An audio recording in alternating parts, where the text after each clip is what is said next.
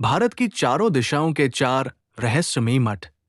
जब भारत में सनातन धर्म बिखरने लगा, तब एक युवा सन्यासी पूरे भारत की यात्रा पर निकला। वो थे आदि शंकराचार्य। कहते हैं, केवल 32 वर्ष की आयु में उन्होंने पूरे भारत को एक सूत्र में बांध दिया। उन्होंने भारत की चार दिशाओं में चार महान मठ स्थापित किए, ताकि हर कोने में धर्म, ज्ञान और साधना जीवित रहें। इन मठों ने भारत को एक संस्कृति, एक विचार और एक आध्यात्मिक पहचान से जोड़ दिया। ज्योतिर्मठ, जिसे जोशीमठ भी कहा जाता है, उत्तराखंड के चमोली जिले के जोशीमठ में स्थित है।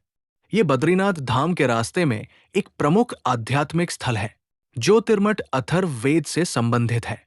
इस मठ का महावाक्य है, अयम आत्मा ब्रह्मा, अर्थात ये आत्मा ही ब्रह्मा है।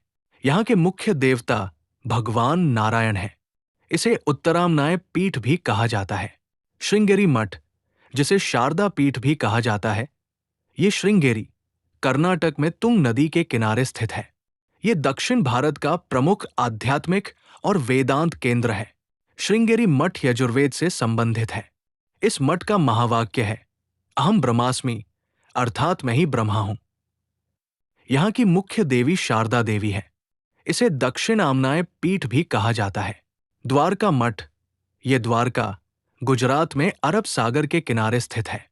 ये भगवान कृष्ण की नगरी द्वारका में स्थित एक महान आध्यात्मिक केंद्र है। द्वारका मठ सामवेद से संबंधित है। इस मठ का महावाक्य है, तत्वमसि, अर्थात तू वही ब्रह्मा है। यहाँ के मुख्य देवता भगवान कृष्ण है। इसे पश्चिमामनाय पीठ भी कहा जाता है। गोवर्धन मठ, जिसे पुरी मठ भी कहा जाता है, ये पुरी, ओडिशा में समुद्र तट के पास स्थित है। ये जगन्नाथ पुरी धाम से जुड़ा एक प्रमुख आध्यात्मिक स्थल है। गोवर्धन मठ ऋग्वेद से संबंधित है। इस मठ का महावाक्य है, प्रज्ञानम ब्रह्मा, अर्थात चेतना ही ब्रह्मा है। यहाँ के मुख्य देवता भगवान जगन्नाथ है। इसे पूर्वामनाय पीठ भी कहा जाता है। मठ एक प्रकार का धार्मिक आध्यात्मिक संस्थान होता है, जहाँ संत और सन्यासी रहते हैं। वेद, शास्त्रों का अध्ययन और शिक्षा दी जाती है। धर्म का प्रचार प्रसार होता है आसान भाषा में। मत का अर्थ है धर्म, शिक्षा और साधना का केंद्र।